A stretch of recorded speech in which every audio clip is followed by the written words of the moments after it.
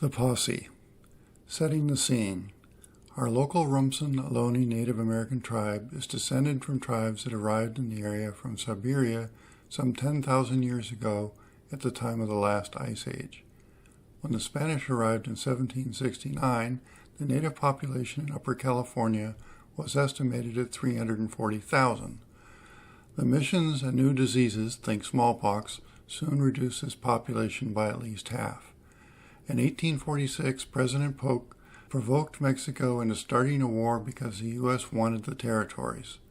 The war and treaty drew fierce criticism from the casualties, monetary cost, and its heavy-handedness. Sound familiar? The Mexican-American War ended on February 3, 1848, although California was a de facto American possession before then because so many people having already settled there overshadowed both the Mexican and Native American populations. The California Gold Rush began on January 24, 1848, and brought an additional 300,000 people to California. The gold mining operations silted up and destroyed the streams that the Native Americans depended on. Disease and open hostility killed even more. California became the 31st state on September 9, 1850. Monterey is the capital, as it was in Alta California. By the time of our story, there were fewer than 1,000 Ohlone in the greater Monterey area. The non-native population in Monterey was also around 1,000. So many people were coming to California, half of them by sea, that navigating the route from the south proved dangerous along the rugged, often foggy coastline. A series of 7 lighthouses were commissioned for the coast of California. Materials for the lighthouses arrived in 1853 by a ship coming around the Horn. The first lit was at Alcatraz Island in San Francisco Bay, leading men to the gold fields. 5 months later came the critically important Point Pinos lighthouse, guiding ships to the California capital through the dangerous southern entrance to Monterey Bay.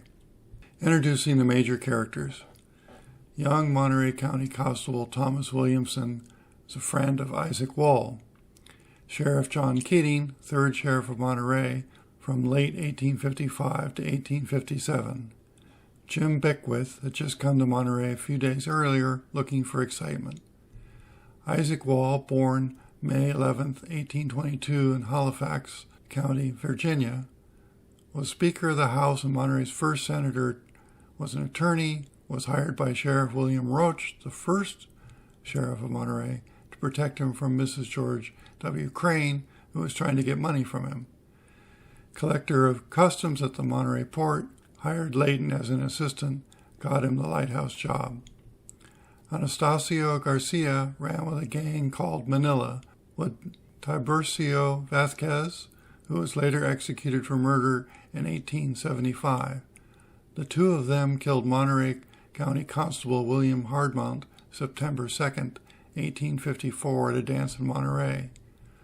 All told, Garcia will have killed 14 men, the most ruthless, nasty person known at the time. Deputy Jose Joaquin Carmen Santiago de la Torre, born 1812 in Monterey, a grantee of Rancho Arroyo Seco in 1840 by Governor of Alta California Juan Bautista Alvarado, active in the revolution against Mexican Governor Manuel Michel Torina, cousin of Vallejo, chased by Fremont across San Francisco Bay on Christmas Eve on assignment to rid Sonoma of all gringos, was alcalde of Monterey at one time and a scribe in Colton Hall. Wife Maria Elena Los Angeles de la Torre was of the Rumsen Ohlone tribe. Charles Layton was born on March 3, 1811 in Oxfordshire, Banbury County, England. Layton, as a young British soldier, fought with the American Army in Mexico and rose to the rank of sergeant. Layton came to California in 1847 with Company F, 3rd U.S. Artillery, spent 16 years in the military. From 1849 to 1852, tried his luck at gold mining. He, his wife, Charlotte, and 4 children arrived in Monterey in 1853.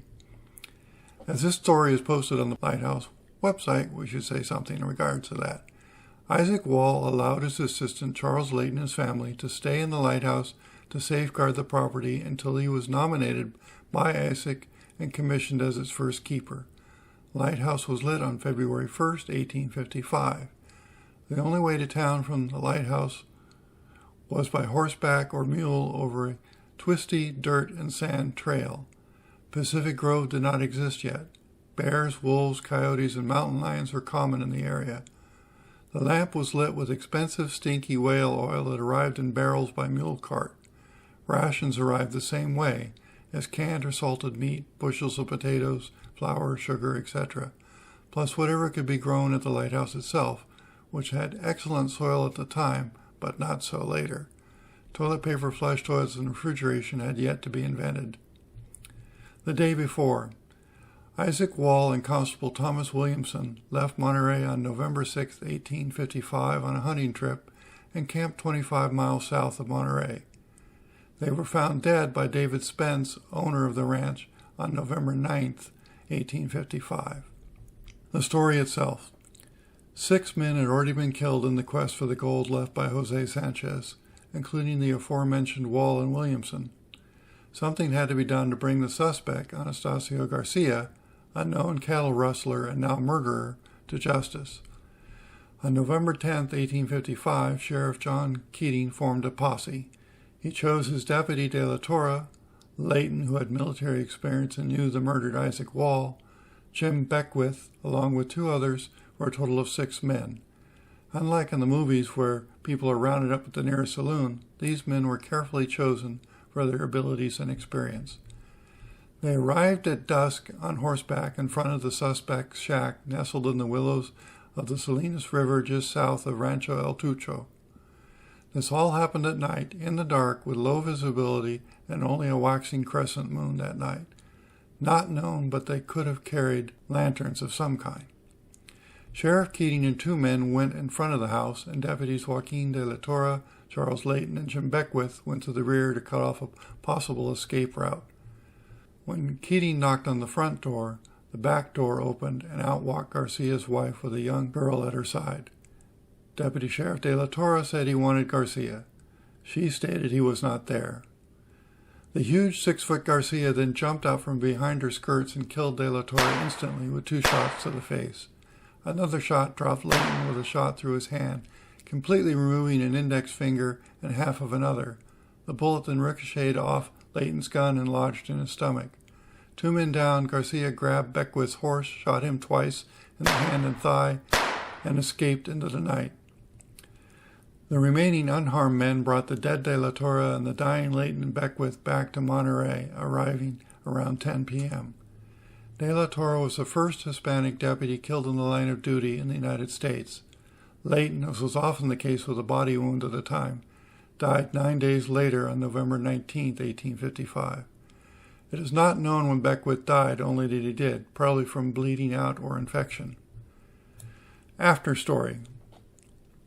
Layton's wife Charlotte, born March 2, 1824 in Beaufort County, North Carolina, and died February 11, 1890, then assistant keeper, became principal keeper, the first woman keeper on the West Coast and 8th in the United States, appointed by Wall's successor. In 1860, she married an assistant keeper, George Harris, born 1825 and died in 1890 also, who became principal keeper, and she returned to assistant status. Charles Layton, Joaquin de la Torre, Jim Beckwith, Isaac Wall, and Thomas Williamson, who all died as a result of Garcia over those 2 fateful days, were all buried in the Monterey Cemetery. Beckwith's exact grave location is unknown. Upon his escape, Anastacio Garcia made his way to Los Angeles. Mrs. Garcia arrived in Monterey a few weeks later to then go by boat to San Pedro, the Los Angeles port.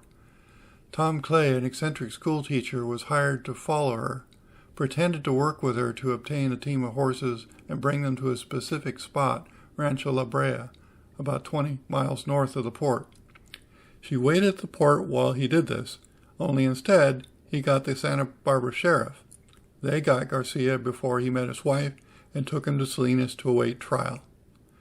Garcia sent for the men who helped him murder Wall and Williamson and threatened to tell all unless he was released. They promised to break him out that night.